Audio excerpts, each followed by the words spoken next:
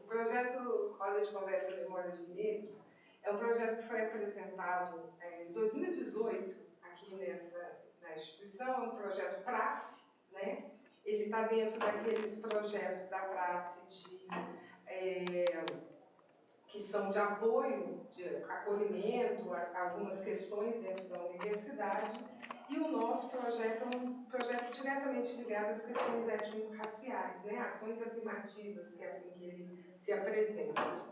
O projeto, então, acontece desde 2018, eu que apresentei o projeto, meu nome é Janete Flodimar Fonseca, eu sou professora aqui do Departamento de Educação e Tecnologias, pode entrar, o Ângelo chegou, viu como é que eu testei tudo na hora certa, para que tudo funcionasse. Senta lá, mas... E você também entra na roda, todo mundo entra na rodinha. Então, a proposta do projeto Roda de Conversas, ele já passou por vários formatos. Talvez, eu sempre falo que esse projeto, talvez a dimensão dele, nem eu percebo muito bem. Acho que talvez Sidneia perceba mais do que eu, que ela vive citando esse projeto e falou, esse projeto deve ser bacana mesmo. Mas eu mesmo não percebo. Mas qual que é a função dele? É quebrar com algumas questões que a universidade tem. Eu acho que a gente tem que abrir as janelas mais. E a gente faz isso depois. Que é o quê? A gente tem, vem cá, senta aqui, ali, é a proposta de fazer um encontro, abrir, na verdade, a proposta do projeto é criar um espaço para que as pessoas conversem. Aí a pessoa pode falar assim, nossa, mas conversar conversar que tem sido cada vez menos possível dentro de vários lugares, em especial na universidade. Um lugar que a gente possa conversar, mas que a gente possa exercer também, né, exercitar também o ouvir, né? O ouvir a história do outro, ouvir e criar empatia sobre a história dos outros. Então esse projeto ele começou com um projeto para acontecer com as comunidades de Ouro Preto, e a gente conseguiu trazer algumas pessoas também de Belo Horizonte envolvidas nas questões, né, museológicas, como o Padre Mauro lá do Muquifo. A gente trouxe o pessoal do História e Construção lá da vila do Morro das Pedras, a Vila das Antenas, em Belo Horizonte, que também tem um próprio projeto de memória negra, né? E aí ele foi ganhando outros formatos, na pandemia ele desaparece um pouco, mas aí a gente retomou o projeto. E a proposta desse projeto é justamente criar um espaço para conversa, né? E o tema de hoje é a presença, né, de alunos e alunas negras nos cursos de pós-graduação da UFOP, né? Aqui o objetivo é basicamente esse, quebrar com essa noção de que a gente está falando para alguém e sim que a gente está compartilhando com o do lado, né? Com experiências das mais diversas que cada um aqui tem, né? Alguns com mais experiência na luta pela essa pós-graduação, né? Pela presença negra na pós-graduação, alguns com menos experiência nessa luta. Mas o nosso papel aqui é basicamente de criar esse espaço, né, trazer vocês, convidar vocês para que vocês possam fazer esse momento de reflexão, né, e deixar com que isso possa acontecer, fluir da melhor maneira possível. Tá? Então, assim, quando foi feito o convite, eu pedi aos meninos que falassem justamente com vocês. Não precisa preparar nada, não precisa vir armado, preparado para coisa. A fala vai surgir e fluir normalmente, e é isso que a gente quer, que é um espaço de compartilhamento, né? Fazendo com que o tempo seja mais espiralado do que tão, né, linear, e ao mesmo tempo que a gente possa usar muito do que as nossas comunidades tradicionais nos ensinaram, né? Que é sentar e conversar, que é um elemento de grande sabedoria, tá bom? Então eu vou passar hoje a fala para a Sidneia. A Sidneia vai conduzir para a gente hoje a roda de conversa. Sidneia, eu vou deixar que você se apresente, mas eu estou muito feliz com a presença de todas e todos aqui hoje, tá bom? Obrigada, Janete. Boa tarde a todas, todos e todes. Para quem não me conhece, eu sou Sidneia. Sou uma neguinha periférica lá, na comunidade do Veloso. É só chegar ali fora, olhar a serra, o Veloso está lá. E eu conheci Janete por meio da rádio UFOP. Eu sou uma ouvinte assídua de rádio, principalmente agora da rádio UFOP, que é uma rádio que é possível de ouvir e ter música boa ao mesmo tempo, né?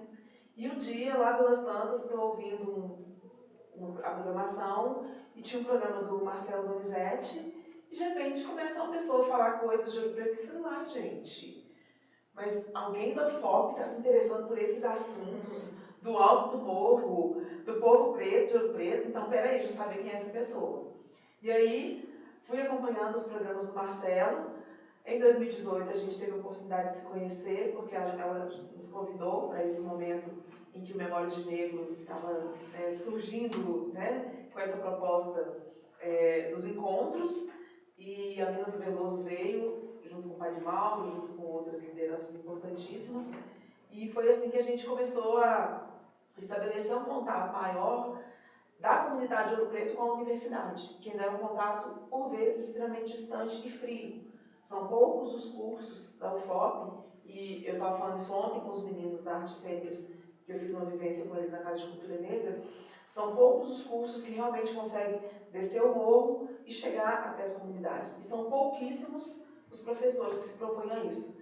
E Janete é uma dessas pessoas que quebrou essas barreiras e que levou essa dimensão da universidade para pessoas comuns, como as pessoas com as quais eu convivo na minha comunidade, e numa linguagem acessível e possível de entendimento, porque também não adianta chegar lá com um monte de termos que ninguém vai entender nada. Então, muito obrigada pelo convite mais uma vez. É uma honra imensa estar aqui para debater esse assunto, que é um assunto tão caro, né? Eu tenho 47 anos e só agora, dos meus 45 para cá, que eu consegui acessar um curso de mestrado dentro da universidade, mesmo eu sendo uma mulher ouro-pretana, nascida e criada aqui com a universidade, teoricamente, dentro da minha casa. Mas as dificuldades, as limitações, as escolhas que muitas vezes a gente tem que fazer são tantas que a gente vai protelando coisas que são essenciais para o nosso crescimento individual, acadêmico, mas que nem sempre são a prioridade naquele momento. Então, dentre várias questões que eu tive que escolher, muitas vezes eu tive que deixar os meus estudos para o segundo momento, a continuidade dos meus estudos para o segundo momento. Eu sou ex-aluna do ICHS, eu me graduei em História no ano 2000, de 96 a 2000 eu cursei História do ICHS. No meio desse processo, eu estava no quarto período do meu curso de História, eu fui mãe, e aí foi outra reviravolta na minha vida. Então, para eu terminar meu curso, muitas vezes eu tinha que levar meu filho pequeno, porque ele mamava no peito, para as aulas. Nem todos os professores tinham compreensão de que aquilo era um direito meu de estar ali com meu filho e de amamentá-lo em demanda livre quando necessário, né? De acordo com o que ele solicitava. Então, foram muitos espinhos sendo pisados até eu conseguir me formar em agosto de 2000. E aí eu passei um longo período sem voltar à universidade, mesmo com um bloqueio muito grande de enfrentar de novo aquelas situações. Na minha graduação eu não tive nenhum professor negro. E isso faz uma diferença muito grande. E aí, eu já era oriunda do IFAC, porque eu tinha feito artes cênicas antes de fazer História. Era um curso livre, não era ainda um curso de graduação, embora fosse um curso de 4 anos, de 93 a 97. E aí eu só voltei para a UFOP em 2008, quando eu fui fazer uma pós-graduação no Barroco. Mesmo assim, porque eu ganhei uma bolsa, porque eu não tinha condições de pagar por um curso de pós-graduação naquele momento. E agora retornei, aos 45 anos, eu retornei para o mestrado no ICHS na área de História, pesquisando também coisas que falam de onde eu vim, do lugar de onde eu venho. E são barreiras difíceis de serem quebradas, né? Então, eu acho que o meu relato talvez seja um relato também de muitos de vocês aqui, né? De ter que fazer muitas escolhas ao longo da vida para acessar um espaço como esse. E aí é isso, vamos conversar. Vai começar? Quem vai ser? Eu sou Wesley Wallace Rodrigues, mais conhecido como Santinho. Eu cheguei na UFOP através do PDG. A primeira graduação foi em Norte de Minas, na minha mãe, em Ciência da Religião. Logo que eu cheguei aqui, eu já estava cursando serviço social lá, mas com essa dificuldade, né? Nós no território, estava no estadual, mais sucateado do que o FOP no estado de investir na educação superior lá, e a questão da moradia, né? Moradia pegava muito, então eu trabalhava para pagar, começava a ficar mais no aluguel. Na graduação de serviço social, nesse de graduação, eu participei de um congresso da executiva do estudante de serviço social, e nesse congresso eu fui eleito coordenador regional, e na coordenação da Enesco eu fui convidado a participar da Colada Vermelha, que não foco na mesa. Só que quando eu trabalhava não dava uma terça-feira, né? Eu falei que eles ficam por na mesa, mas que eu queria na Colorado. Então eu vim em 2014 da UFOP, participei da Colada Vermelha, e conheci a UFOP. Então eu vi que tinha uma proposta diferenciada, porque eu estava no terceiro período, mas estava passando tempo em manter, e eles falaram que na UFOP tem moradia, tem bolsa de alimentação, tem todo esse processo. Aí os colegas do Norte que estavam aqui me avisaram que eu tenho o processo do PDG, consegui entrar com o PDG. Só que eu achei que chegava uma UFOP e automaticamente ia ter bolsa, ter todo aquele processo, você provar que você é carente. E o meu pedido foi indeferido porque por essa falta dessa questão de conversa, de acolher, que está chegando, né? Eu era assessor parlamentar do vereador lá, e a assistência social na época interferiu no meu pedido, porque eu estava faltando no meu seguro-desemprego. Aí eu fui em resistência, plantei na porta dela e fiquei esperando. Tem que agendar e-mail. Eu falei assim, não, estou passando necessidade, não vou mandar e-mail. Eu falei, explica para ela, eu era carro comissionado, eu exonerei porque o que eu ganhava lá não era R$1.000, e só de aluguel ficava em 700. Eu vim para cá. Como eu achei que a bolsa seria rápida, se não foi tão rápida, foi uma dinâmica interessante, né? Eu fui acolhido das moitas, né? Eu morei uns 3 meses na sala Taqueiro, depois morei de quarto na zona, até que o processo eu consegui a carta. E foi sorteio, eu fui morar na rua, até a reforma. E nesse processo eu já tinha uma graduação, né? A bolsa não saía, eu fui dar aula de educação básica. Então eu atuo nesse território desde 2015, como professor religioso, e eu preto Mariano. Com muito custo consegui concluir a graduação em serviço social agora esse ano. Como a companheira disse aí, no meio da graduação, na reforma das moitas, a gente estava no estado, o namorado veio trabalhar aqui na casa, só muito de kitnet. Eu engravidei da namorada, virei pai no meio da graduação. E aí foi mais um outro movimento que foi atrasando o processo de conseguir dar conta do curso. Porque eu tive que pegar aula nas escolas, é pouca disciplina, então tinha que, no completo do carro, eu dava aula em 5 escolas, então eu só podia fazer disciplina à noite, que foi uma parte interessante também, porque eu pude transitar dentro da UFOP. Para manter a bolsa, que era 150 horas, eu ia pegando disciplina de outro curso, fiz na medicina, fiz no direito, fiz na história, na educação, para manter a bolsa. E aí, veio a pandemia, quando eu estava quase concluindo o curso, veio a pandemia, que também foi por 2 anos aí esticando o meu curso, e eu consegui agora, com muita luta, muito custo, concluir a graduação, pesquisando a questão da concluir da barragem. E no meio da pandemia eu vi o pai de novo, eu sou pai de 2, hoje um casalzinho, e concluí agora em junho, e ficava namorando aí os editais de pós-graduação, né?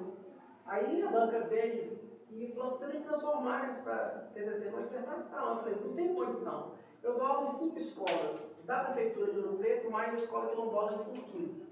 Eu moro numa ocupação de sem teto, sabe? Não tenho condição de fazer um mestrado agora. Eu tenho 2 filhos para criar. A companhia está desempregada, na casa dos meus pais, por favor. Aí eles me deram a dica. O professor que veio falou assim, vai fazer disciplina isolada, vai fazer um crédito. E aí eu fiquei namorando os editais, e eu estou cursando uma disciplina hoje no mestrado de comunicação, em comunicação, afeto e política. Aí estou lá pelejando para ver se eu dou conta, né, de dar conta das escolas. Estive com você tutelar Mariana por um período de 6 meses. Você continua na sua escola? Agora eu voltei para a educação hoje. O André me chamou de volta para trabalhar na prefeitura aqui. Eu voltei para a educação hoje e deixei de ser conselheiro tutelar ontem. Estou nessa luta para ver se eu consigo cumprir essa disciplina e namorando outros editais aí para ver se a gente consegue entrar. E aí estava até falando que eu dizia, tem vários negócios no mestrado, mas a gente tem que estudar e trabalhar, não tem condição de fazer um curso de línguas. E a tal da proficiência é algo que barra a gente a entrar direto no mestrado, né? Além de você não ter garantia que você vai ter bolsa, a proficiência é um empecilho hoje para entrar no mestrado regular. Aí eu vou, por enquanto, engatinhando as isoladas, porque eu tenho a dificuldade de se aprovar. Bom, eu sou a Letícia, eu sou aluna de pós-graduação do programa Ecologia de Biomas Tropicais e eu trabalho com, a minha pesquisa é sobre o viés de gênero na ecologia brasileira, né, a desigualdade de gênero entre os docentes dos programas de pós-graduação em ecologia. E, assim, eu acho que eu estou bem, uma coisa que eu sinto no programa que eu faço parte é o acolhimento, né, dos professores, que é algo que, porque eu não formei aqui, a minha graduação eu fiz em Bambuí, na IF, lá eu sou zootecnista, e até chegar aqui na UFOP eu fiz disciplinas isoladas em outras universidades, teve um caminho bem extenso, então eu fui conhecendo outras dinâmicas de funcionamento de pós-graduação, e da graduação também, e tanto que quando eu cheguei aqui na UFOP eu assustei um pouco com o acolhimento dos professores, da minha orientadora, porque é algo que, né, atrás, no passado não tão distante, eu não tinha. E pra gente, né, para pessoas negras, é muito difícil já se imaginar naquele lugar, porque nem todo mundo tem uma referência. Isso faz diferença para qualquer coisa que a gente decida fazer na vida, para qualquer caminho que a gente escolha trilhar. Você saber que uma pessoa como você alcançou aquele lugar, passou por aquele caminho, te dá uma força para você, né, falar assim, eu posso também, vai ser difícil, vou ter tal obstáculo, mas eu tenho aquele exemplo ali. Então, né, são inúmeras barreiras que a gente encontra. E então, eu não tive, muitas vezes eu ouvi umas coisas pesadas, assim, de que não era um lugar para mim, de se eu tinha certeza mesmo que eu queria ser zootecnista, de que eu era muito fraca para entrar no mestrado, e que eu até estava conversando ontem no laboratório que às vezes pode até ser que o aluno seja fraco mesmo, mas tudo depende de como que você fala, e a gente também sabe quando é uma fala que não é por conta da incapacidade da pessoa, e sim é uma fala que tem um preconceito ali por trás. E então a gente tem que tirar uma força assim sobrenatural muitas vezes para conseguir continuar nesse caminho, né? Porque são muitas coisas contra, né? Para a gente ir nesse caminho da pós-graduação e no caminho, né, de ensino mesmo, de tentar algo diferente, né, na vida, que às vezes não teve na família, não teve um colega, um vizinho ali de exemplo que conseguiu fazer isso. Então você sonhar algo que você nunca viu ali próximo a você e encontrar com pessoas que você esperava te dar um apoio, né, te dar uma mão ali para falar assim, eu te ajudo nesse caminho. E aí acontece tudo ao contrário, é algo bem complicado. E então, assim, algo que eu também vejo no programa aqui do Biomas, que me conforta muito também, que me dá é porque tem outras colegas, né, colegas também que são pessoas negras, e isso faz diferença, né, tanto que para ver isso é o projeto de vocês, porque essa questão de ouvir, de ter essa troca, né, de poder falar, de poder escutar o outro de uma forma acolhedora mesmo, é muito importante, porque nem todo mundo tem isso, né? E a pós-graduação, no geral, já é algo que é muito desafiador, já cobra muito de nós, e é algo muito novo. Então,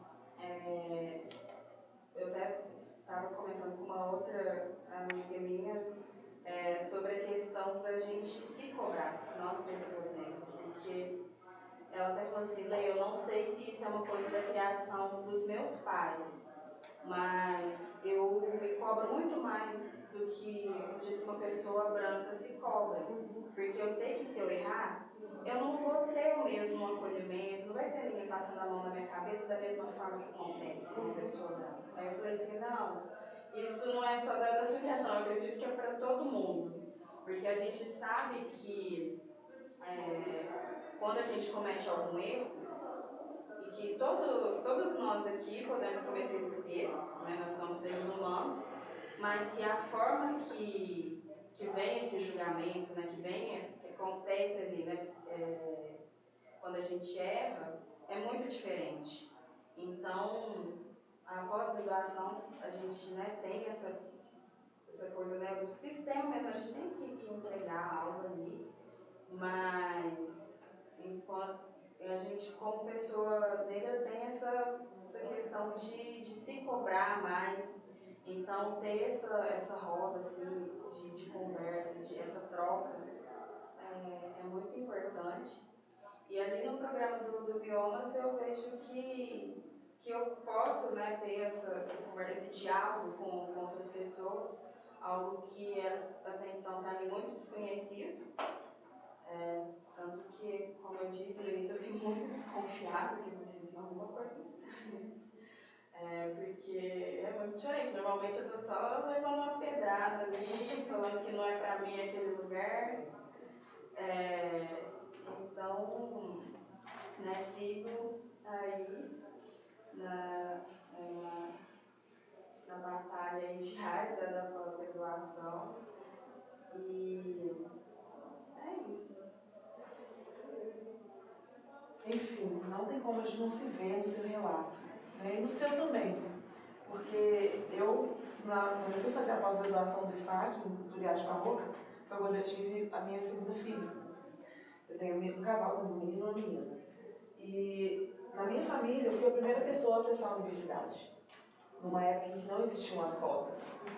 Quando, em 1993, eu vi o cartaz do curso livre de teatro, falei que eu ia fazer o teste, o meu pai, aí fiz o teste, e ele, a universidade. E a universidade pra gente era ver os nossos trabalhando dentro da universidade. No setor de limpeza, no setor de obras, nunca ocupando uma cadeira como aluna. E aí quando saiu o resultado do IFAC, eu passei, meu pai, a frase dele pra mim, meu pai é funcionário da extinta Alcan, um metalúrgico, que estudou até a 5ª série e só foi fazer até a 8ª série depois, já no EJA, ele disse assim, olha, se você se misturar com gente estranha e começar a fumar maconha, eu vou te pôr pra fora de casa. Foi essa frase, pronto, acabou. E eu já vinha de um processo extremamente traumático no colégio onde eu estudava, porque de 88 a 95 eu estudei no Colégio Ouro Preto, que chama Colégio Arquidiocesano. E eu só estudei lá porque o meu pai, por conta da Alcan, tinha uma bolsa de estudos, tinha direito a essa bolsa. E era um colégio branco e católico.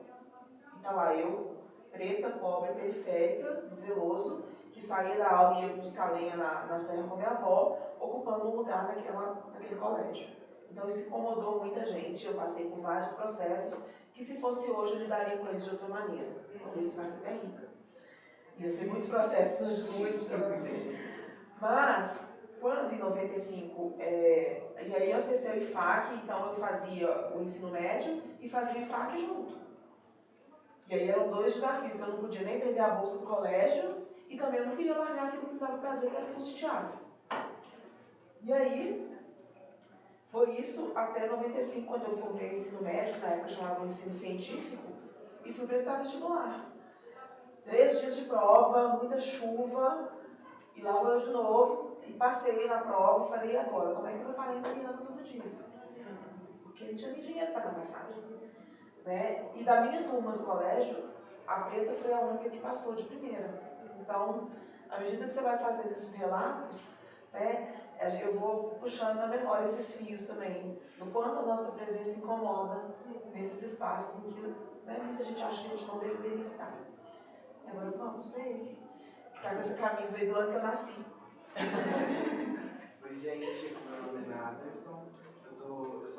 graduando em Economia na UFOP. Estou bem assim, no início do curso ainda. E eu faço parte do projeto junto com a Janete. É Naderson e Vini, são os dois bolsistas do projeto, tá, gente? Eles estão acompanhando, estão fazendo umas filmagens, então eles que eu quero entrar em contato com vocês. Desculpa, eu sou ruim dessas formalidades, né? É a cena. Tudo espiralado. É tudo esperado, tem o tempo, né? Você pensa em pós-graduação já, embora você não esteja nem no meio Você ainda? é de onde? Eu sou de Machado.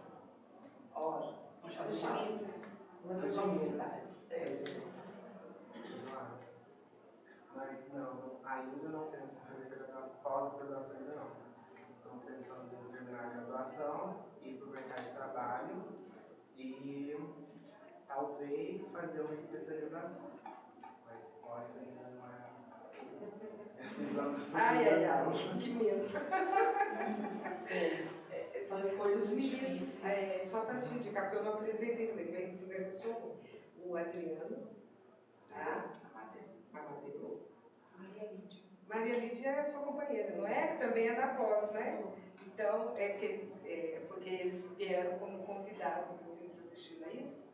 É, a gente vem. Daqui a pouco a gente vai escutar. A gente escuta primeiro as pessoas que vieram fazer os depoimentos, e depois a gente abre, não é melhor? Senão não dá tempo para eles falar. Então agora. Posso falar? Pode ter. Tudo bom? Meu nome é Adriano. Eu nasci no Pará, em Santarém. Saí de Santarém aos 17. Morei em Manaus durante 9 anos. E aí comecei uma graduação lá em Manaus, numa universidade particular. E quando a minha ex-mulher engravidou, eu tive que parar porque não dava conta de pagar. E aí quando o meu casamento terminou nessa época, e eu voltei a morar com a minha mãe morava em Roraima. Eu fui morar com a minha mãe em Roraima. Quando eu cheguei em Roraima, procurando emprego, queria voltar a estudar, mas não tinha condições, né, desempregado, só vou tentar um vestibular numa federal. E aí tentei de novo o mesmo curso para arquitetura, e aí consegui me graduar com 5 anos de curso. E dentro da universidade, eu comecei a ter mais consciência sobre a negritude, que na minha vida foi uma coisa mais distante, porque eu me considero uma pessoa negra, mas, por exemplo, não fui criado com meu pai, que é um homem preto, um homem preto retinto. E a minha mãe é branca, né? Minha família da minha mãe é toda branca. Então, eu fiquei bem distante durante muito tempo da minha vida sobre pautas, e eu não sou um preto retinto, então tem uma passabilidade, né? Mas dentro da universidade, a gente tem mais conversas sobre isso, porque dentro da escola, dentro do meu ensino médio, não rolava. Dentro de uma universidade particular, não rolava. E aí, dentro da universidade pública, os debates começaram a acontecer. E aí, eu me tornei presidente de centro, eu comecei a participar mais de debates também. E aí, comecei a promover eventos e, na troca, eu fui tomando mais consciência sobre a minha negritude. Mas a mesma observação que você fez sobre não ter tido professores pretos, não tive. Na região norte é mais complicado, porque não tem uma população preta com um número tão grande, né, expressivo. Existem pretos, claro, mas são bem menor. Lá a pauta mais discutida seria sobre os indígenas, por exemplo, dentro da universidade. Que na minha situação, por exemplo, de gente preta na minha turma na universidade, eram 2, na minha turma de 35 alunos, e de indígenas, 2. O resto tudo gente branca. Sendo que a população lá grande mesmo de indígena. Você não vê eles ocupando a universidade. Mas quanto a olhar professores, nenhum preto. Nenhum.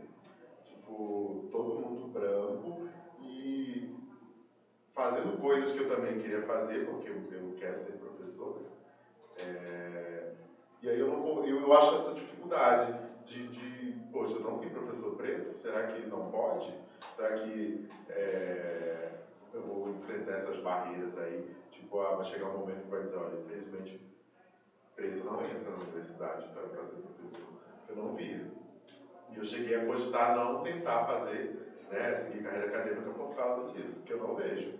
Tipo, agora no mestrado, eu consigo ver mais pessoas pretas estudando comigo, né, mas aí eu também já estou numa região onde tem mais pessoas pretas. Mas mesmo assim, não é minoria, né, dentro da sala de aula. Não é uma maioria ou metade, considerando a população preta, né, autodeclarada preta em Ouro Preto. E quanto aos professores, tem uma professora que eu acredito que é autodeclarada preta, mas um professor preto mesmo, retinto, a gente não tem. Seu mestrado que É em turismo e patrimônio. Nós 4 fazemos junto. Aí, essa dificuldade de se enxergar, né, de achar que determinados lugares não são para você, dá uma limitada na nossa cabeça, assim, de determinado momento você está estudando para aquilo e se convencer de que não é para você, né, porque você não consegue ver. Quando depois de muita discussão dentro da universidade mesmo, dentro da graduação, comecei a observar os lugares que eu entro, onde os pretos estão, né, se tem preto, e o que estão fazendo, né, que a gente fala que eu ouvi de colegas de aula, né, assim, que cota não é necessário, e com cota já está assim, né, imagina sem. Eu entrei na graduação com cota, eu entrei no mestrado com cota, né, então é uma maneira de ocupar o meu lugar, né? E aí eu ouço muito podcast sobre, né? E esses dias eu estava ouvindo que a situação das cotas não está resolvendo ainda o mercado de trabalho. Quando você vai para o mercado de trabalho, a realidade continua sendo discrepante, né? A diferença de salário para uma pessoa fazendo a mesma coisa que uma pessoa preta, recebendo até 30% a mais. Então, tem que ver, né? Tipo, não é só cota que vai resolver. Ajuda, né? Já está possibilitando muita coisa. Mas não é só isso, né? Porque quando a gente vai para a prática mesmo, para o mercado de trabalho, é mais um desafio. E aí a gente vive nesse sistema todo, né? De racismo, de machismo, né, que é estrutural. E quando você vai para uma entrevista de emprego, se o teu avaliador não for preto, se você olhar para o dono da loja e ele não for preto, é meio complicado você achar que você entra. E aí quando você olha, só quem vai te servir a mulher do cafezinho é uma mulher preta. A que está limpando é uma mulher preta. Então é isso que eu comecei a observar mais e me tocar mais, né? De que esses lugares que hoje são ocupados por maioria branca, tanto aqui quanto no Congresso, quanto, né, que são lugares de tomada de decisão, não são ocupados, né, por gente da nossa cor. E aí é uma pauta que deveria ser levada mais a sério e a gente tem os nossos movimentos, mas são movimentos ainda invisibilizados, né? E é mais dificultoso na pós-graduação, para mim, pelo menos, que ainda não moro em Ouro Preto, ainda tenho que ir e voltar para a minha aula, né? Considerar a dificuldade de ter que trabalhar, de morar em outra cidade, de dar conta dos estudos, né? Você mora em Mariana? Moro em Conselheiro Lafayette. Aí eu tenho que ir e voltar para a aula. E aí eu não consegui a bolsa, né? Foi a mesma situação. Já ia perguntar isso, porque todo mundo falou, mas ninguém falou se tem bolsa. Eu não consegui a bolsa, né? Porque a nossa avaliação de bolsa foi nota, né? Eles usaram. Foi classificação no. Não tem conta, né? Não. Aí não consegui a bolsa, então não pude largar o meu emprego, sou professor, dou aula à noite, curso técnico. E aí eu não posso nem ficar aqui, tipo, por isso que eu saio todo dia 5 daqui, pego carona, chego lá às 7 para dar aula. E aí, assim, Nossa, é surreal, né? Ouvir essas coisas, porque o fluxo reverso também acontece. Menos de 2% dos estudantes de Ouro Preto ocupam vagas na UFOP. E existe esse fluxo de ir para Lafayette, de ir para Itabirito, de ir para Belo Horizonte, fazer cursos em universidades particulares, né? O caso do Kedson, por exemplo, para fazer psicologia. Então, é muito assim, é violento demais tudo que a gente vive, né? E as cotas realmente, assim, a gente teve, inclusive ontem, eu não pude estar presente, infelizmente, a mesa lá no CHS, debatendo esses assuntos, mas a cota não resolve realmente todos os problemas. Nem dentro da própria estrutura da universidade, porque como é que um caso como o seu ainda está acontecendo dentro de um curso de turismo, né? E nem resolve o mercado de trabalho. É desesperador, né? A gente termina o curso e fala, e agora? quando termina. Quando termina? Porque a gente Que a está permanência é um problema sério. a gente está carregando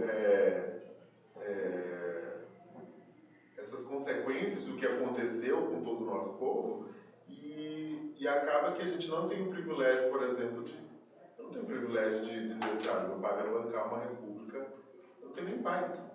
Então, sabe, Você não tem saída. não tem, a minha saída é essa. E aí, eu tô aqui por causa disso, né? É um sonho ser professor. E tem um processo aberto agora, né, no setor de arquitetura, eu vou tentar, né? Que aí não exige a obrigatoriedade do mestrado ou do doutorado, mas aí eu vou com a carga que eu tenho. Porque eu tenho que tentar qualquer oportunidade, né? E aí se eu conseguir passar, eu consigo morar em Ouro Preto. Mas é isso. Essa coisa da moradia, a gente viu, principalmente durante a pandemia, né? Tantos alunos do ICHS teve uma evasão assim, absurda. E ao mesmo tempo, você pisca o olho, você olha em todas essas engenharias extremamente confortáveis, porque a mineração continua aí de boas, então a especulação imobiliária vai aumentando o preço dos aluguéis de uma maneira que a gente não consegue pagar. Esse é o tema do meu mestrado, porque eu cogitei morar aqui. E aí, quando eu fui ver os preços, não dá, eu vou falar sobre gentrificação, né? E aqui Ouro Preto é uma cidade histórica, uma cidade universitária e uma cidade mineradora. Então, é surreal, né? Eu acho que uma cidade mineradora nesse momento está ficando acima de tudo, viu? O que tem acontecido está indo para o ralo e é mineração. A gente vai ter uma pilha de minério agora, estéreo, do lado, a 500 metros da Capela de Botafogo.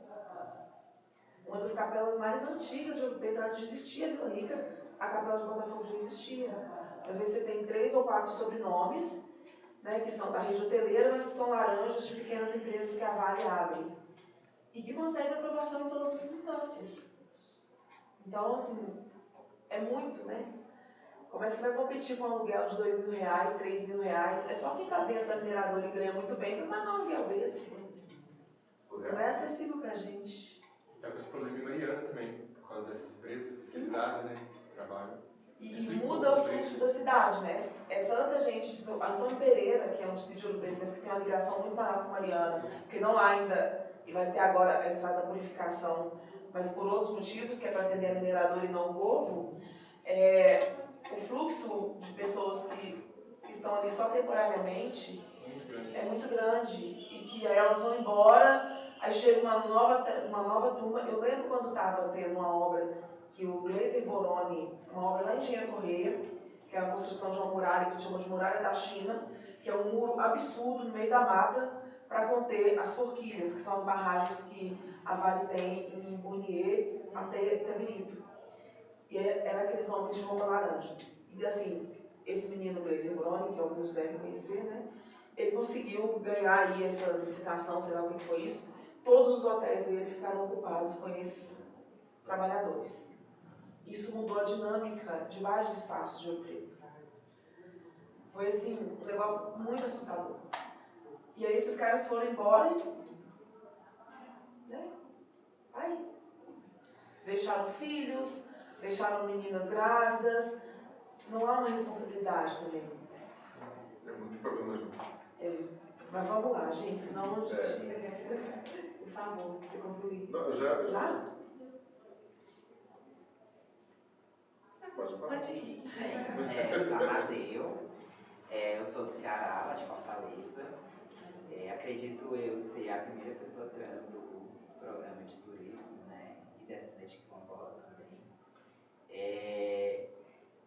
Eu venho já de uma nova geração, né? Que já pegou algumas mudanças em ambiente acadêmico, né?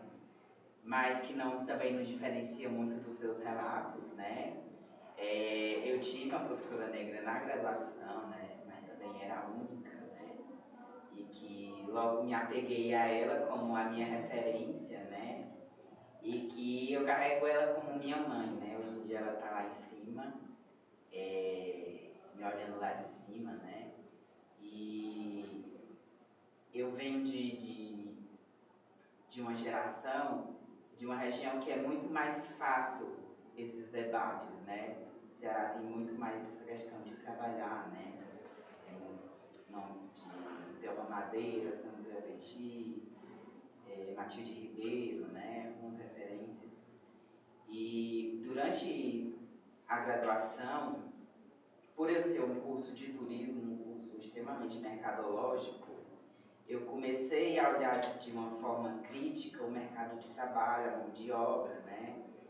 E eu comecei a me questionar, né? Será que eu vou me condicionar a esse lugar subalterno também, né? Será que isso é a única alternativa para mim?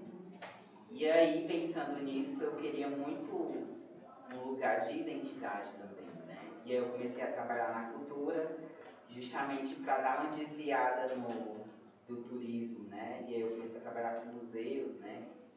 Trabalhei lá no Centro Cultural do Dragão do Mar, né? E aí foi onde foi abrindo meus horizontes e eu comecei a pesquisar afroturismo, né? E só que também foi um trabalho muito solitário, em questão de referências, né? Digamos assim que para essa região é mais fácil trabalhar o afroturismo, sendo que lá no Ceará é muito mais isolado. E aí eu entro na pós-graduação justamente como uma alternativa das portas fechadas que o mercado tinha para mim, né, na hora de tentar. Um estágio, quem passava na minha frente geralmente era o que a gente espera. E aí não entra aquele discurso meritocrático que eles vendem pra gente, né? E aqui eu também tinha 2 desafios, né? Estava terminando meu contrato do museu, e aí eu usei a idade a meu favor, né? Entrei no SESC como aprendiz para segurar as pontas das contas, porque eu não podia ficar sem renda, né? Afinal, eu era um dos arrimos da família, né? Junto com a minha mãe, via auxílio emergencial, né? E aí, durante o período da graduação, foi realmente vocês somar diversos projetos, bolsa, estágio, para fechar pelo menos um salário mínimo.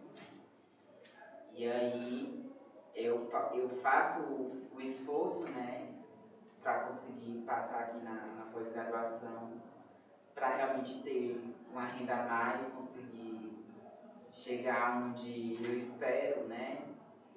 E também pesquisando algumas lacunas, né, que o racismo impõe para nós negros, que é justamente a memória, né? A gente é um grupo, um sujeito que a gente tem nossa memória roubada a todo tempo, né? E em 2021, com o falecimento do meu avô, que é ele aqui, né, que eu digo, né, e afirmo que eu só sou negro por causa dele, né? E que ele era quilombola, né? Nasceu em Aracati, uma comunidade vizinha, onde nasceu o Dragão do Mar. E aí eu descubro todo esse passado histórico, né? E entro em contato com o quilombo. E foi a partir desse contato, né? Ainda não em sentido de pesquisa, mas em sentido de genealogia, né? Que genealogia pra gente sempre parece vamos olhar aqui Portugal, nosso sobrenome, né? Mas nunca, tipo, há 2 gerações atrás, né? nosso bisavô, a gente não tem muita informação. E aí, fazendo esse papel, né, o Quilombo me reconhece como descendente. Né? E aí, é o período que eu termino a graduação, em 2022, e a minha orientadora falece, né, depois da minha monografia, depois da defesa de leucemia, né, e aí eu fui a última orientação dela. Então, mais um peso de responsabilidade, porque eu sou semente de alguém, né, sou semente do trabalho de alguém. Me deu uma balanceada, né, e agora, qual referência que eu tenho? Né? E é o período que eu me aproximo do Quilombo, que eu entro pro Candomblé, né, e busco novas formas de respirar, né. E aí eu pensei, se eu for escrever do mestrado, eu tenho que trabalhar numa comunidade que essa comunidade, eu também faça parte dela. E aí eu pensei no Quilombo, né? O Quilombo do Cumbe, lá em Aracati, ele é um quilombo que atravessa diversos conflitos territoriais, né? Com usinas eólicas, né? Que entram com a questão da economia verde, né? Com as cassiniculturas, com os empreendimentos turísticos, né? E o Quilombo está num território de ecossistema que ele é muito visado para fins de exploração, porque ele fica numa foz. Então, tem duna, tem o mar, tem o rio, tem o manguezal. E aí, ele é reconhecido desde 2014 pela Fundação Palmares. E quando eu vejo todo esse processo, e quando eu começo a estudar a história da minha família só foi para Fortaleza porque tomaram terras da minha família. Vamos voltar lá para Juiz de Fora agora. E aí eu vou e penso, né? Como hoje em dia, eu sendo a única pessoa da minha família tá numa pós-graduação e receber, né, investimentos de economias de muitos anos de trabalho, que a gente vai ver que o investimento que a gente tem hoje, principalmente pessoas, né, são de gerações e gerações, até chegar na gente alguma coisa. E aí foi de fato, o meu avô só teve até a 4ª série, né? E aí conseguiu fazer alguma coisa, né? Para que conseguisse assegurar os filhos, né? E aí minha avó, né, viúva dele, conseguiu fazer esse esforço, mediante vaquinha também. E ainda tinha um detalhe também, que eu só conseguiria vir para o mestrado se eu tivesse bolsa. Porque eu não ia conseguir me sustentar, sendo que eu tinha pedido demissão do meu trabalho. E daqui que eu conseguisse me encaixar em algum museu aqui, em uma agência de turismo, né, ia ser, né. Mas ainda bem que consegui, né, estar numa posição que me possibilitasse bolsa. Mas é aquele intenso debate, aquele desgaste emocional também, né? Eu tô aqui, mas eu também tô muito sozinha, né? Tipo, agora com os meus livros do mestrado que eu tô aquilombando, né? Minha forma também, né? Ainda bem que Yansan me dá força no lei pra isso, mas estamos seguindo, né, esse processo.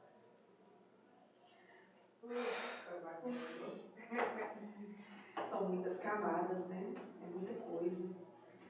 Eu conheço sua terra um pouquinho só. Eu estive lá no estado de Padre e estive em meio àqueles maracatus todos maravilhosos. Eu fui para um encontro há muito tempo atrás, em 2008, que se chamava Mestres do Mundo. Eu fui representando a Comissão Europeu de Folclore. Então eu tive essa oportunidade de conhecer essa outra fortaleza, que não é só do cartão postal. Então eu fui na casa de pessoas, porque acabou que era uma semana inteira de vivência, então a gente acabou conhecendo pessoas, os mestres nos convidavam para ir na casa deles, para além desse circuito turístico, né, que é o Cariri, que é visitar a estátua, que é tirar foto, e você vai falando, né, vocês são o primeiro estado brasileiro a um ponto final nesse sistema escravocrata, mas colher esses frutos ainda hoje é difícil.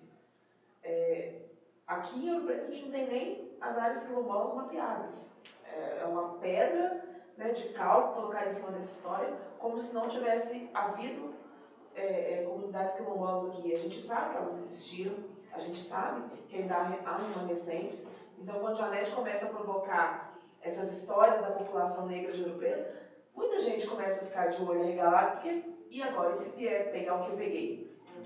Né? Você falou o Morro do Cumbe, a gente tem uma região aqui em Cachoeiro do Campo que tem o mesmo nome, e que provavelmente era um quilombo e que não está mapeado, não está registrado. E todos esses outros desafios, né? De tornar-se negro, de se entender como negra numa sociedade que nos exclui o tempo todo, que não quer os nossos corpos presentes. Eu também sou do candomblé, e aí é outro desafio a gente se manifestar de uma religião que não é a religião socialmente aceitável, né? Sair com os nossos turbantes, com as nossas guias, incomoda. Em alguns espaços querem que a gente troque de roupa e ele fala, não vou trocar, vou entrar assim.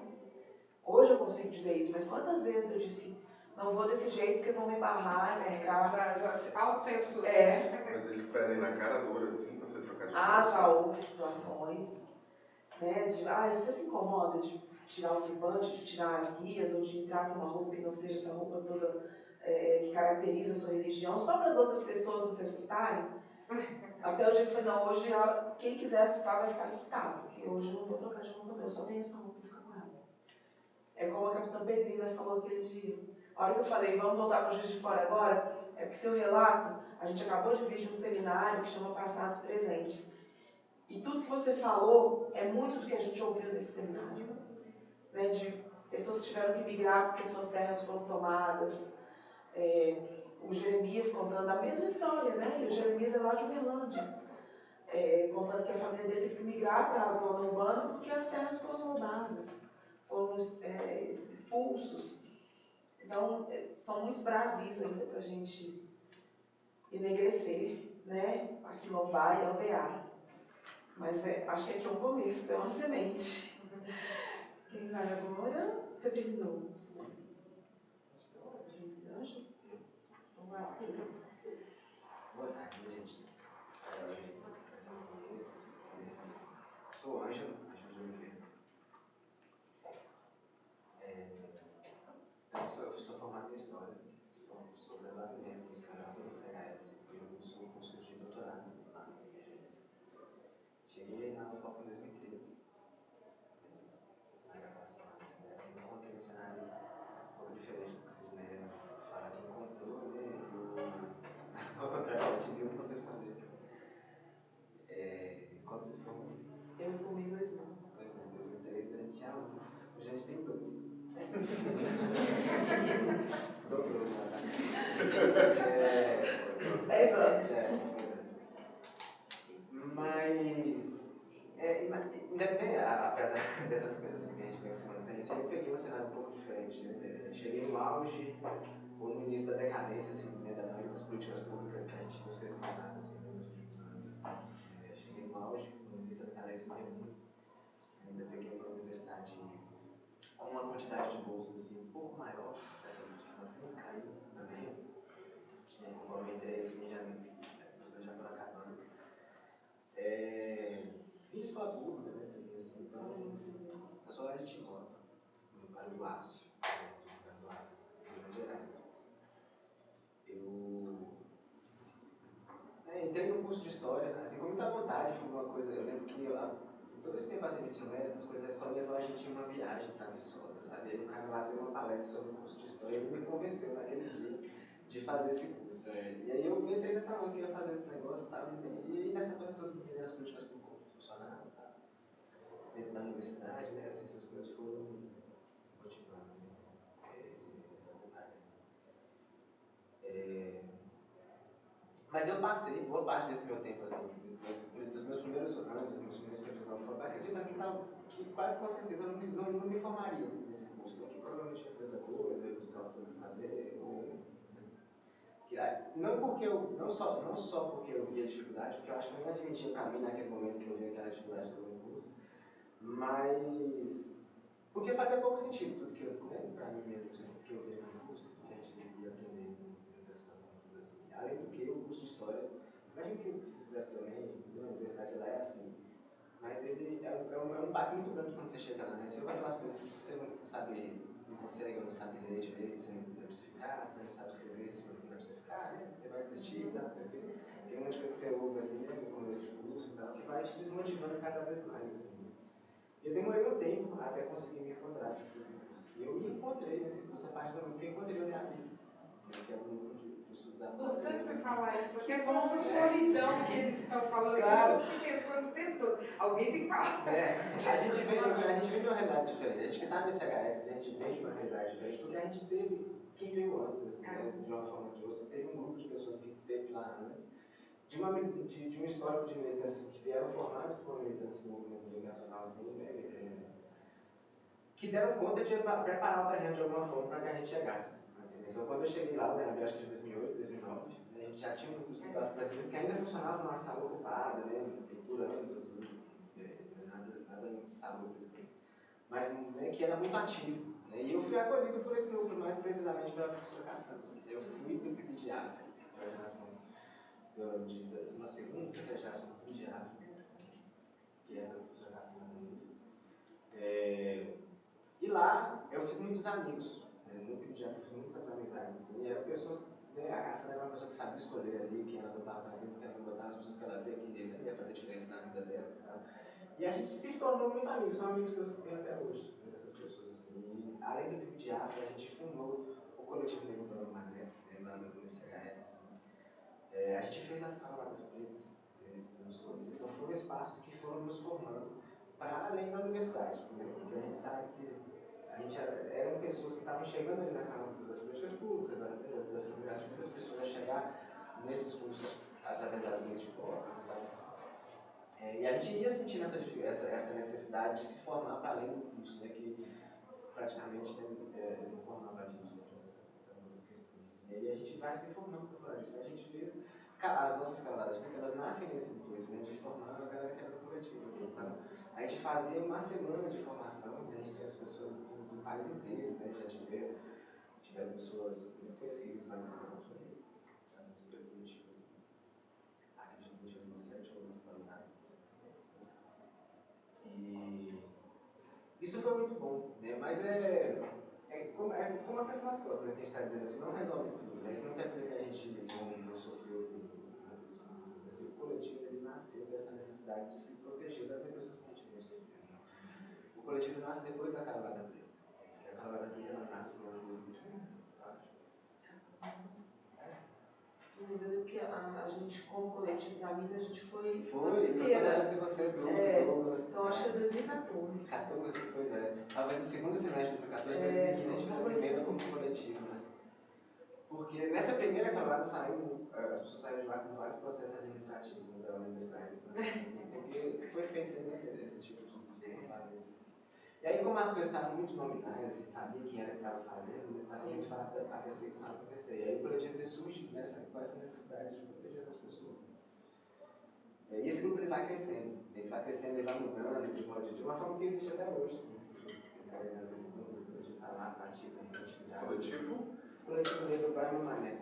Inclusive, hoje às 5 horas você está tendo uma atividade. Hoje às 5 horas eu estou atividade. Posso mandar o link? Vou te mandar. Manda pra vocês.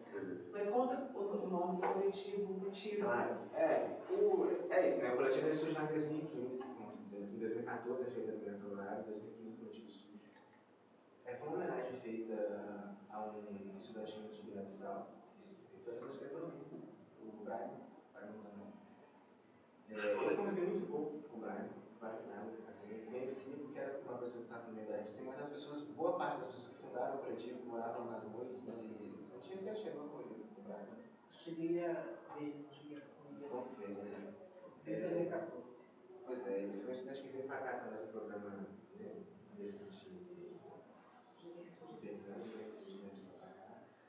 e ele teve uma morte trágica para afogamento na cachoeira. Era amigo de muitas pessoas que fundaram o coletivo e eu sou uma pessoa que muito homenagem a ele. aluno no curso dele. Faz muito mais sentido para quem teve lá nesse começo do que quem está hoje, mas a gente não carrega os carregos assim, como referência do que aconteceu. Mas ele surge assim, né, através dessa necessidade, né, que vocês estão mencionando, a gente se acumular, né, se juntar. E dessa necessidade que a gente via de conseguir se formar e de receber as pessoas que estavam chegando na universidade, porque vinha chegando um contingente de estudantes negros na universidade, e a Caravana Preta ela surge com essa intenção de promover um debate racial dentro do Instituto de Ciências Humanas, e acolher essas pessoas que estão chegando, né, mostrar, pô, tem gente aqui também, né, negócio assim, né, não é desse jeito. Porque o que se ouvia de calorada era só festa nas repúblicas tradicionais, né, muita bebida e muita festa e só isso, ponto, acabou. E para cursos Que é bom também. específicos. Não, Sim, mas que não atingia esse outro contingente, claro, né, de estudantes, principalmente os estudantes negros, que nem se sentiam confortáveis muitas vezes de estar, né, nesses espaços onde as festas aconteciam. Não era nem recebência. Nem percebidos, exatamente. Mas aí fizeram uma para pessoas pretas. A colônia preta surge nesse contexto. Surge nesse contexto. A gente fazia. Ainda tem? Com outras propostas, não só festa. Tinha festa também. Mas não é só tinha isso. Vários A gente debates. fazia uma atividade de segunda a quinta, uma atividade formativa, tinham pessoas, tinha oficinas o dia inteiro, a gente trabalhava com as escolas públicas, trazia as crianças e tal, oferecia oficinas, assim, era uma atividade formativa que tentava integrar essa coisa da universidade com a comunidade da região, de maneira assim. Era um evento acadêmico. Era só uma coisa. E aí essa última semana está toda no YouTube do NEAB. Tá dando o quê? Essa última semana que teve, a programação está toda no YouTube do NEAB. NEAB do FOP, no YouTube. Aí a programação está toda lá. Fazia parte da Das vezes. universidade Entendi. Fortaleza. Depois você me manda também, tá? Foi essa minha orientadora que fundou lá no IFC. Não, gente, aqui tem também, tem uma sala aqui, tem uma sala no CHS. É importante ocupar esse espaço. Mas era um evento de uma semana, né? Então, segunda a quinta a gente fazia atividades formativas e na sexta-feira era a festa. Essa semana e a festa de recepção desse sábado que estava chegando. Que também foi uma festa que rendeu muitos processos administrativos, era uma festa que foi feita em muitos anos de portões fechados, né? A gente tinha que colocar cadeira para o pessoal entrar do lado. Ela foi feita, né? A universidade nunca permitiu assim. Mas foi toda uma construção que a gente chegou no ponto que hoje a Caravana é registrada como uma ação da ProEx. Risos à parte. Essa foi a saída perfeita. Apesar disso tudo, né? São coisas que foram sendo construídas. Assim. Então, eu chego na universidade e pego esse cenário um pouco diferente. Né? Eu vivo numa universidade que é um pouco diferente. Assim. Mas que em momento nenhum deixou a gente ter sossego. Né? A gente, em momento nenhum, pode pensar assim, pô, vamos ficar tranquilo só estudar, né? Só prestar atenção nas coisas que a gente está aqui. A gente participou desse processo aí, né? Então a gente tem que lutar pela implementação do 10 anos do jovem, né? Por garantia de professores negros, garantia de que as coisas, de que a história cultural africana fosse ensinada na educação de ela como ela exige. Passando pelo processo de ter que defender a implementação das cotas no ensino superior, na pós-graduação, né? Seja para a entrada, depois para as bolsas. Hoje o nosso curso, o nosso programa de história lá no CHS tem a reserva de vagas e tem a reserva de bolsas na escola. Porque uma coisa precisa da outra. Entendeu? Se não adianta entrar, né? Como vocês estão dizendo, não adianta entrar e ter condição de sair. E né, existe esse discurso assim, de que as cotas no ensino superior fazem com que todo mundo chegue ao final das coisas equiparadas, a gente sabe que não é. Porque quando a gente chega, e aí é sobre essa questão que ela tinha falado, do acolhimento dos professores, assim. A gente não tem professor, né? Agora a gente tem esses dois professores negros que a gente está dizendo assim. Esse professor negro que eu tive quando ele entrou na universidade, assim, ele pouco se posicionava dessa forma, pouco sabia, né, o que ele precisava defender dentro dessa pauta.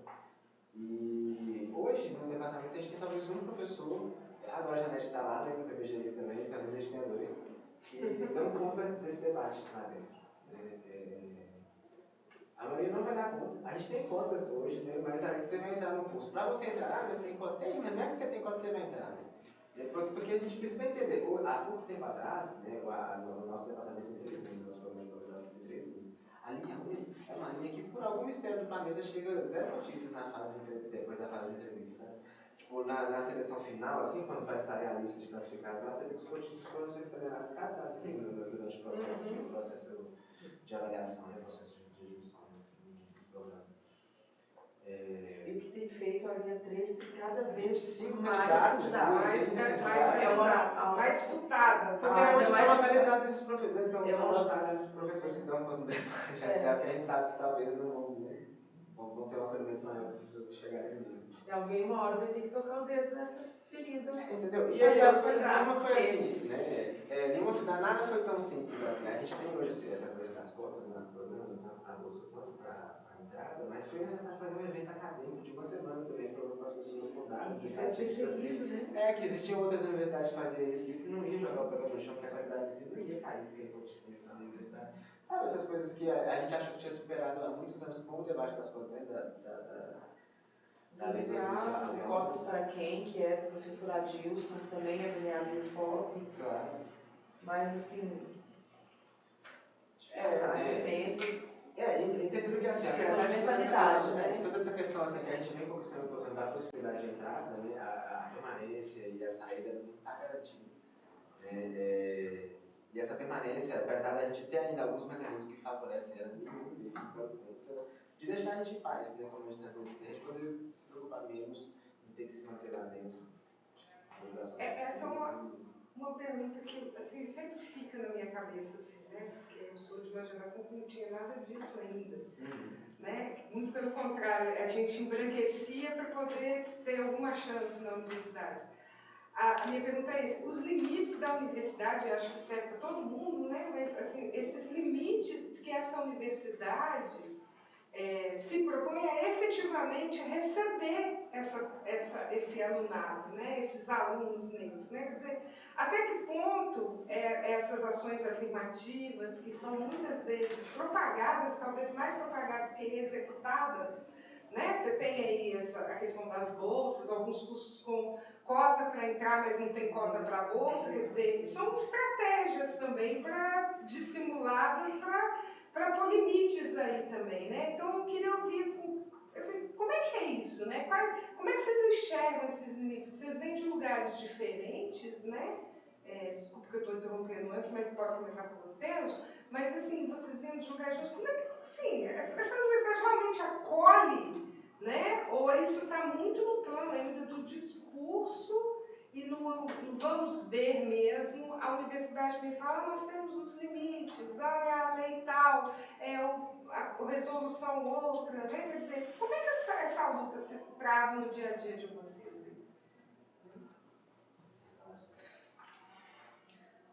A universidade não onde eu vejo, ela não acolhe. Como eu estou dizendo aqui, todas essas experiências que eu tenho, que eu tive, que eu ouço vocês falando assim, que tiveram de acolhimento dentro da universidade, são feitas por nós mesmos. Isso é importante dizer, gente. Me sentir acolhido pelo minha vida, me sentir acolhido pelo coletivo, vejo outras pessoas sendo acolhidas por esse espaço. Não adianta dizer que eles são a universidade, eles estão dentro da universidade, mas eles não são a universidade. É tanto que eu sei, né, como eu digo, né, de arte também. O NEAB, como eu disse, funcionar em uma sala ocupada até um dia desse.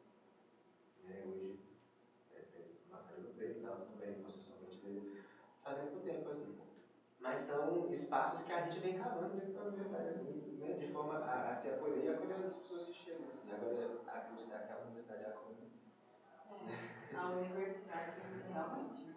Até mesmo assim, pode falar. até mesmo assim, questão de assistência para pós-graduação é muito precário. Tipo, quando eu soube da minha aprovação, que eu fui atrás de moradia, só me responderam assim, procurem uma república, que cada república tem sua norma. Tipo, se eu não achar essa república, É o famoso Sibira. Fora que tem a questão, quando a gente vai fazer, né, pós-graduação, é aquele tiro no escuro, porque você não sabe se você vai ter uma bolsa, se você vai ter uma assistência ali, então você está indo atrás da questão, mas você não sabe como questão de calendário também. De calendário. Assim, é muito irregular pra gente. Pra poder, por exemplo, né? eu que fico naquela transição, né? Tipo, eu tô indo agora pro Ceará em dezembro, mas eu não sei que dia que eu vou voltar pra cá, porque eu não sei do calendário do ano que vem. Sendo que a passagem daqui para lá é caríssima, né? Então eu fico dependente por causa disso. Começa dia 13 de março. Damos... Ai, ótimo. Não oficialmente, mas o spoiler é esse, 13 de março. Você estava falando também? Não, eu estava falando dessa questão mesmo, né, de entrar sem saber como que você vai passar esse período, né, de 2 anos ou de 4 anos ali na pós-graduação, até mesmo, né, se tiver que arrumar algum emprego para sustentar, como que eu vou conseguir arrumar o meu horário, né, dentro da pós-graduação com um horário para trabalhar, porque não é toda empresa que vai aceitar você. As aulas geralmente são à tarde, né? E aí não tem essa flexibilidade, assim, dependendo da área, né? Exatamente. É uma questão bem complicada. Aí, isso que você falou da preocupação de ter cota para entrar, mas não ter cota para ficar, dá a entender que a universidade está seguindo uma norma apenas. Que, tipo, se tirasse essa norma, ia ser menos um trabalho para ela apenas. Porque, cara, você passou na universidade, se você não consegue se alimentar, não consegue dormir, não adiantou de nada. Você só se provou que consegue entrar, mas não dá para ficar. É um disparate muito grande, porque a gente vê, por exemplo, nas engenharias, eu vou citar essas engenharias o tempo todo, tá, gente? Você tem, por exemplo, uma estrutura como a da Fundação Borsex, que é uma estrutura extremamente robusta, né? E determinada, ali o cara já sai, ele terminando de formar, ele já sabe que ele tem um emprego garantido. E nos outros cursos, a gente não vê isso, principalmente nos cursos das áreas de humanas, né? Das áreas de ciências sociais aplicadas, a gente nem de longe tem uma possibilidade dessa. É matar 2 leões por dia, um de manhã e um de noite. Tanto que o curso, né, que na pandemia teve aquele corte da assistência e a Borsex pagou a bolsa de muitos alunos que eles tinham dinheiro sobrando. Tranquilamente, como se nada estivesse acontecendo. Como se a gente não estivesse vivendo a loucura de, inclusive, fazer vaquinha para levar a cesta básica para os amigos que estão morando em República que estão sem comer. Sim. Né? Essa coisa também do acolhimento com estudantes estrangeiros é um negócio sofrível, tanto na graduação quanto na pós. Porque, dependendo da origem de onde o estudante vem, ele é até perseguido pela polícia pelo campus. Diverso, né? O acolhimento é diverso. É diverso. Depende do continente. Bem diferenciado mesmo, assim.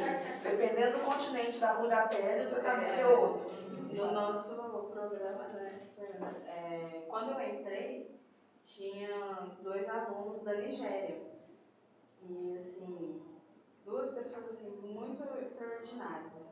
Com muita vontade de aprender, muito sociáveis, assim, era muito legal o convívio com eles. Mas eu lembro, né, de relatos, assim, deles terem que mudar porque tinha pessoas de outros países também que estavam excluindo eles. Então era uma coisa muito complicada, além deles não falarem o nosso idioma. Então já tinha essa barreira aí. Sim. E então, assim, acredito que era um movimento muito difícil para eles né, seguir aqui. Um racismo mesmo, não é? Não tem outra palavra. É um racismo muito. Né?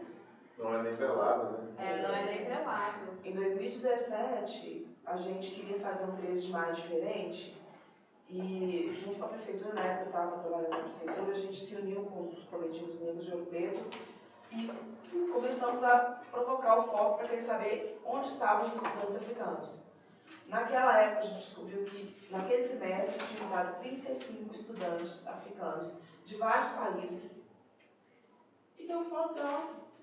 Ela não sabia. Quem sabia era você, que quando eu precisei, eu liguei para a Sidneia. Foi que isso. a UFOP não sabia me responder quem era, o telefone, essa pessoa. Sidneia, vou estar aqui, ó. A gente fez uma lista, a gente convidou esses meninos, eles deram uma aula na Mina do Veloso, que eu falei, gente, isso tinha que ser a primeira aula para todos os cursos da UFOP estarem aqui assistindo.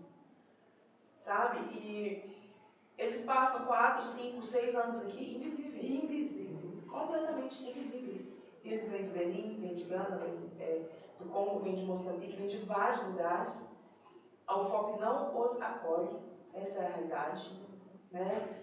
muitos deles enfrentam dificuldades para conseguir moradia, muitos optam por pagar um aluguel que não dão conta de permanecer na República por qual foram ali inicialmente alocados, porque é o racismo, não tem outra palavra, é o racismo que impede esse convívio, não é um convívio saudável. E nada mais absurdo do que quando teve o ato de racismo aqui do RU, ter que vir 2 ônibus de Mariana para fazer o evento, porque os estudantes aqui não se mobilizaram.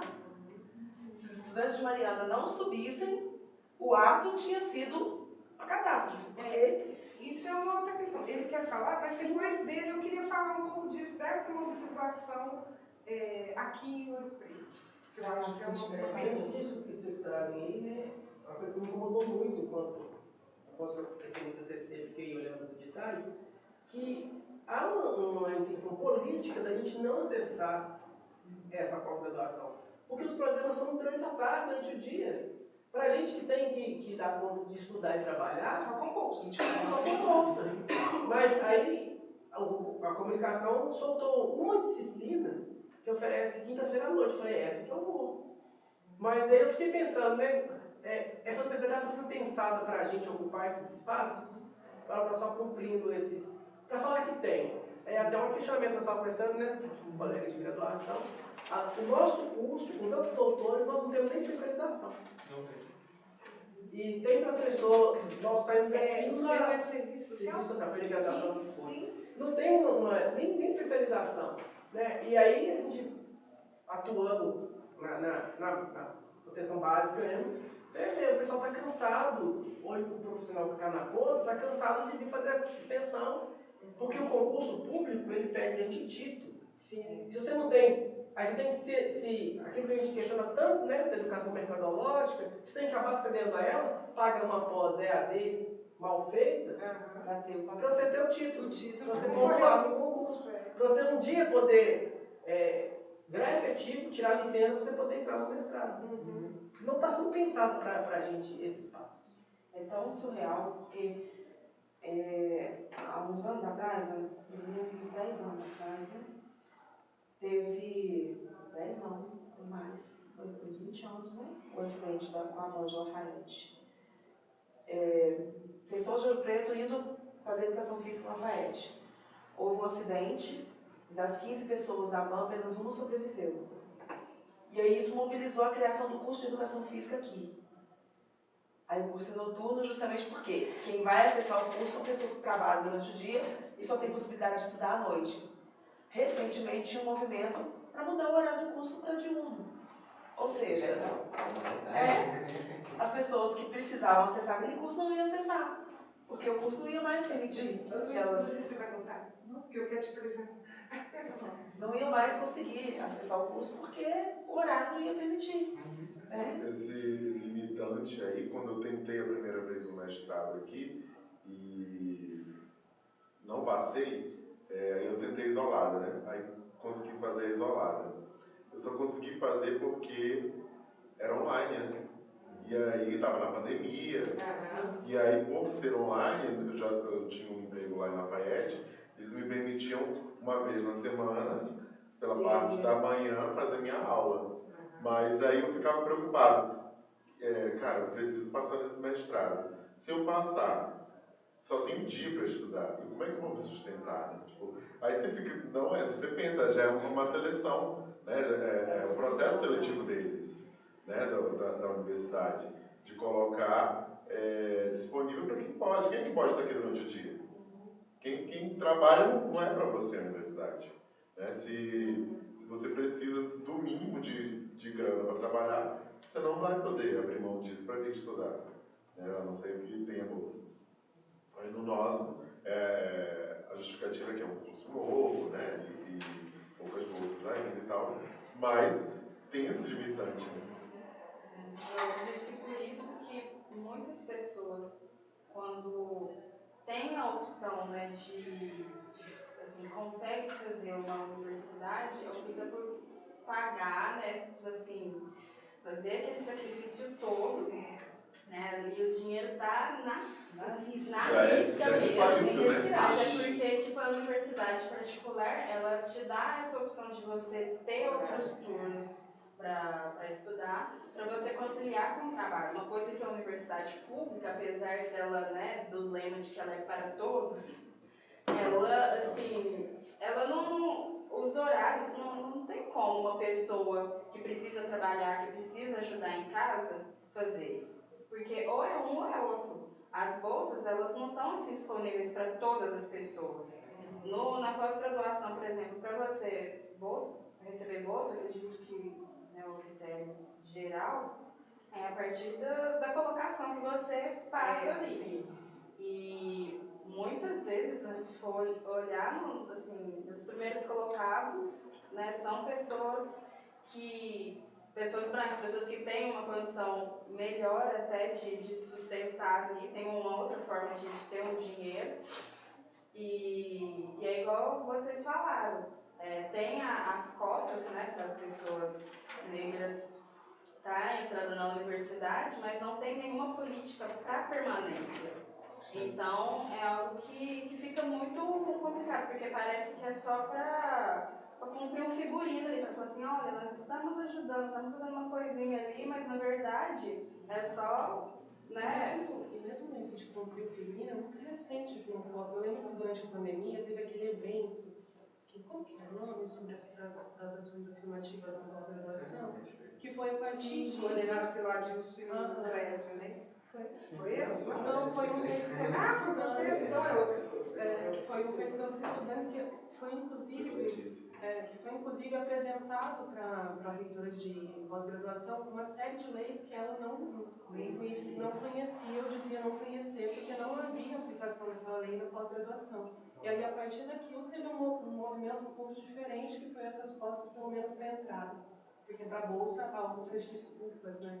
Para não se ter. E independente, né? A nosso contrato nesse evento, que a gente assinou em carta no fim do evento, foi que a reitora faria uma recomendação de que todos os programas fizessem, porque ela falava que não podia ordenar, né? Que os programas tinham autonomia, tá? Que a gente não tinha poder para falar que os programas deveriam ter reserva nas bolsas.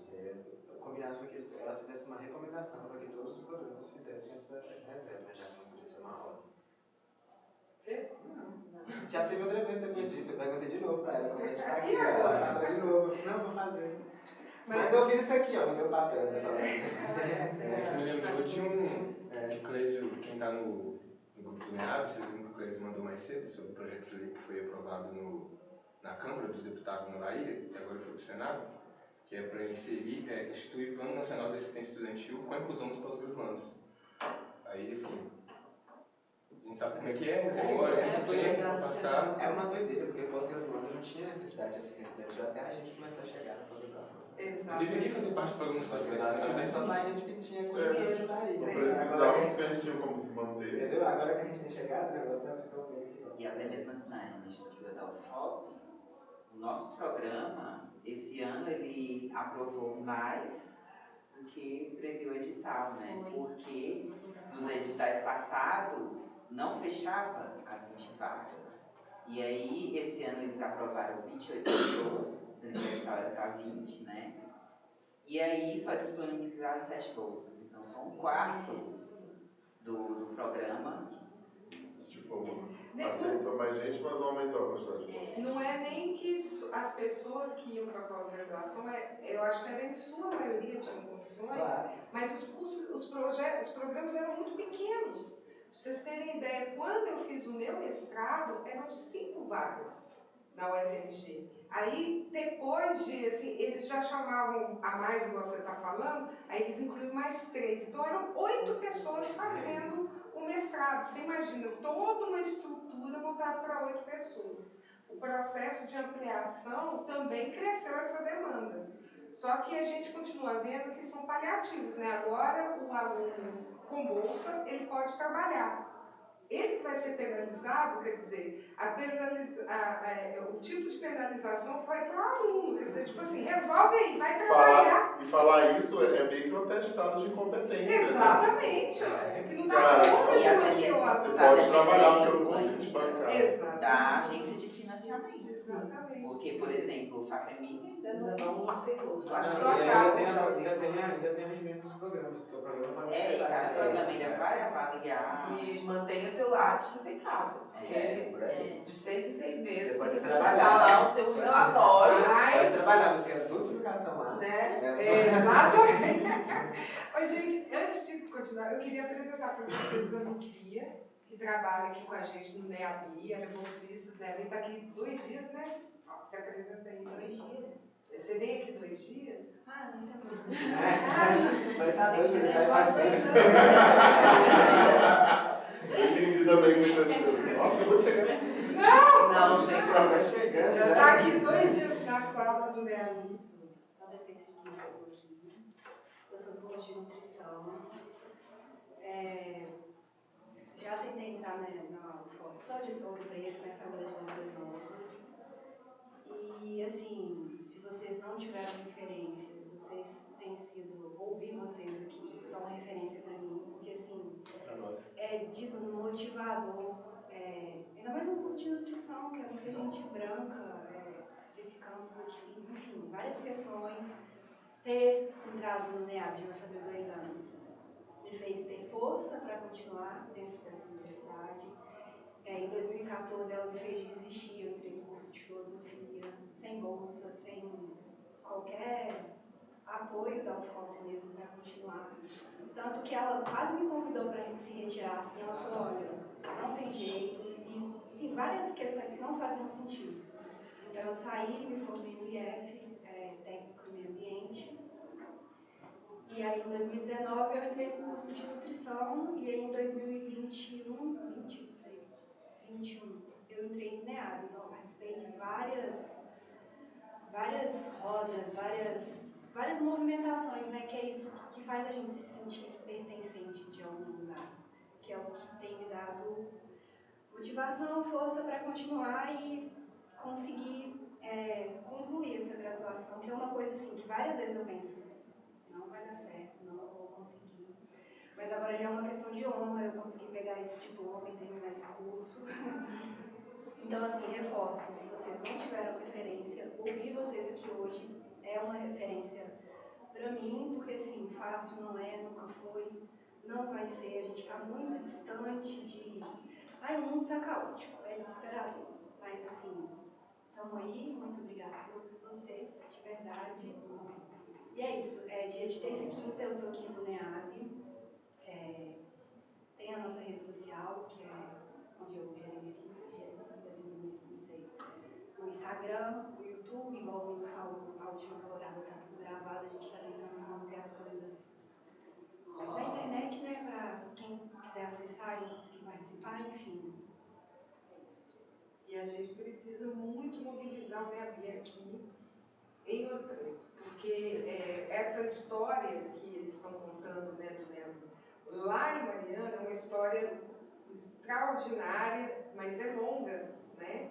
E a vinda para cá, de ter uma sala aqui também, hoje o NEAB ele está lotado nessa unidade que é o SEAD, né? Então ele faz parte, inclusive, do Departamento de Educação e Tecnologias.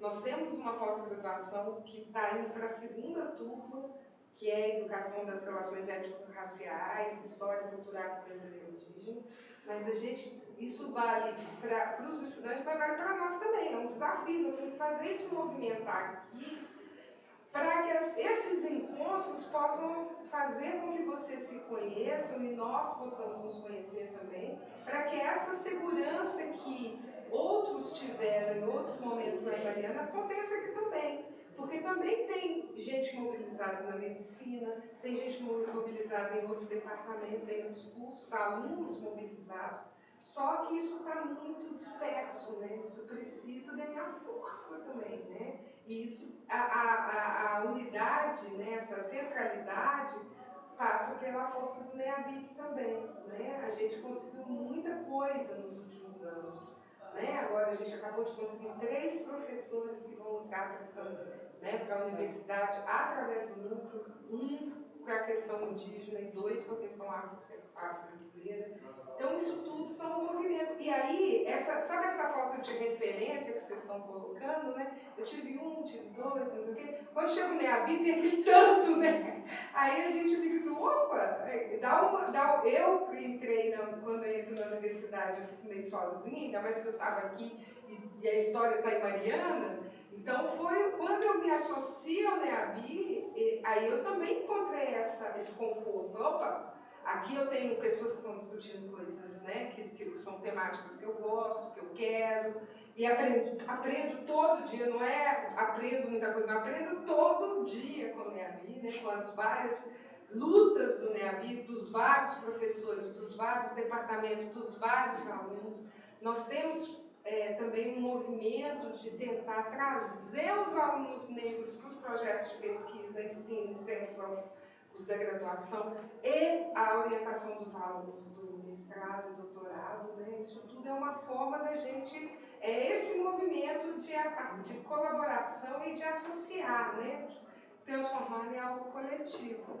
Então, é importante, inclusive, para quem é daqui, de Ouro Preto, que a gente possa pensar algumas coisas juntos para fazer aqui, para mobilizar esses estudantes negros aqui também, seja nós juntos, sejam vocês, estudantes, falar assim, nós estamos precisando de apoio para isso, isso e isso, e a gente também se mobilizar para fazer esse tipo de encaminhamento. Inclusive, no nosso programa, né, existem 5 projetos pensados para a cultura negra.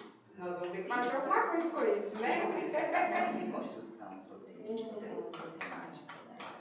E aí, meio que também, né, mexe com a estrutura do departamento, né? Porque os professores vão ser obrigados a abordar essas temáticas e a refletir as suas formas de dar aula, né? E aí, por exemplo, com esses 5 projetos, somente 2 trabalham com essas temáticas de 22 credenciados que tem o programa. E aí, quando eu estava olhando o seu Lattes, aí eu, meu Deus, como essa professora vai aqui no nosso programa? Mas foi o que eu falei, a Maria do Carmo me chamou na semana que eu tinha entrado para a história. Eu falei, eu não vou para Luiz, eu não vou. Mas nós estamos precisando de mais professor, nós precisamos de mais professor negro aqui, indígena. Tanto que tem o pessoal da história fazendo disciplina com a gente, por causa da disciplina de memória e da colonialidade. Sim. E a gente está discutindo muito isso. Da Luana e Maria do Carmo. A gente está falando muito sobre o turismo afrocentrado, sobre Ouro Preto não ter, as pessoas não terem identificação, né, os moradores de Ouro Preto, com o que Ouro Preto vende, né, o turista, contando toda a história de quem construiu, como é que foi feita a cidade. E cadê a história desse povo? Até mesmo assim, na disciplina de meio ambiente, né, foi proposto a gente escrever um livro, né? E aí, quando ninguém da turma aprovou o projeto com o meio ambiente. Tudo é relacionado à cultura, né? E aí, quando o professor faz essa solicitação, eu pensar em alguma coisa que relacione também à minha área de pesquisa. Vou pesquisar racismo ambiental. E aí, o professor foi perguntar, o que é racismo ambiental? Gente, 2019. vocês sofrem com as barragens, não sabem? Eu fiquei assim, horrorizada. O meu trabalho de conclusão no IF foi sobre racismo ambiental. E a professora falou assim, isso que você está falando, assim, não é novo, né? Mas ter todo o conceito é muito extenso para ser estudado, sabe? É muito bacana assim, trazer isso para dentro do Instituto Federal. Mas assim, é muito novo, ninguém fala, agora se fala mais, né, sobre o racismo ambiental. E é isso, a gente tem Bento Rodrigues, tem não só, né? A gente tem Marzagão aqui do nosso lado, gente. Esse Marzagão com P, em 30 segundos, a parte aquosa, que é a água que vai descer primeiro, chega aqui na barra. Para com essa conversa, que eu já não durmo mais aqui. Até mesmo Nervosa, mas é isso. Cada vez que chove e a gente passa ali na ponte da barra e vê aquela água vermelha, assim, por quê? A gente sabe que aquilo não foi descomissionado, A gente sabe que aquilo não está sendo verificado como se deveria. Uma vez eu vivi um incômodo gigantesco com um cara lá na Mina do Veloso, um homem mais velho. Ele era coordenador desse... Como é que na geologia chama, gente? Não vou lembrar o nome agora. Mas enfim, ele era o bambambam de um determinado setor que aprovava ou desaprovava os relatórios que essas mineradoras mandam sobre as barragens. E aí ele falando que tinha acabado de romper Bento, a gente estava tudo naquela, né, aquela dor toda. Eu tinha ido a Bento, assim, um mês antes de tudo aquilo acontecer, eu tinha fotos de lá que não existem mais os lugares que eu estava. E aí ele falando, não, mas está tudo certo. E aí de repente eu falei, como está tudo certo? Você se apoia em dados de 1982 para aprovar uma coisa que, visivelmente, para mim, eu sou historiadora, não sou da mineração nem da geologia, mas para mim, que sou leiga, eu já vejo que está errado. Como é que você quer me convencer que está certo? E aí foi um desconforto, ele saiu extremamente chateado e eu falei, olha, Edu, eu sinto muito se eu causei algum transtorno, porque a gente estava no início da mina e tal, aquela coisa. Ele falou assim, né, eu estou nem um pouco preocupado se ele saiu daqui desconfortável. Eu estou tranquilo da gente não ter se calado diante dessas colocações que ele estava fazendo. Porque se a gente se calasse, a gente estaria sendo conivente com isso. Né? Não dá mais. Lavras Novas vive um inferno verdadeiro com essa questão do turismo. Né? Os moradores de Lavras Novas já não são mais donos dos espaços. Muitos deles acabaram virando mão de obra barata para essa exploração absurda de turismo que é feita lá, para quem tem dinheiro. Vem aí o show do Zeca Pagodinho. Talvez eu vá, tá? Se eu ganhar, comprar, não compro não, mas se eu ganhar o ingresso eu vou. Mas assim, gente, falando de coisas mais recentes, a festa de Nossa Senhora dos Prazeres. O padre que responde pela paróquia de Lavras Novas, pela igreja de Lavras Novas, é da paróquia de Saramenha. E é um padre que não é afeito a festas negras. E virou para a comunidade e falou, precisa disso não, nada de foguete, nada de procissão, faz um negócio mais simples que eu vou. O que a comunidade fez? Mandou trazer lá de Fortaleza um filho de Lavras Novas que mora lá agora e que é padre. A comunidade se juntou, pagou a passagem desse menino para ele vir celebrar a missa. E teve foguete, teve banda, teve procissão, teve tudo. E teve congado, teve Moçambique, teve tudo. E distribuição de comida da escola foi em setembro. Nossa, é recente. Sabe? Então, assim, a comunidade tem dado respostas. Mas, lidar, por exemplo, com essa questão do turismo, o dia que Lavras Novas está lotado, se tiver uma emergência, ou você tem um motorista muito safo, que vai passar pela Serrinha, pela Vargem, que vai passar por Santa Rita, ou como é que sai dali, porque aquela estrada vira um negócio que ninguém sobe, ninguém desce. Eu já fui lá no feriado também, quase não entra. Não, é Pra absurdo. sair quase não sai. E agora, uma coisa que quer dizer, eu observando aqui, eu não sei se vocês compreenderam isso também, essa estrutura se movimenta muito a partir de vocês, né? Vocês entenderam, acho que um pouco isso, né? O que Ângelo coloca lá da experiência da história, né? Quer dizer, se a gente está pressupondo, né, que a universidade ela está muito no discurso, muito na superficialidade dessas ações afirmativas, e aqui a gente está falando em especial na pós, mas na graduação talvez seja até mais dramático isso, né? Não, hoje já teve um aluno falando assim, você tem que fazer essa discussão. Eu falei que eu tinha um compromisso comigo, eu falei conversar com ele aqui no meu, nossa, a gente precisa falar disso na graduação.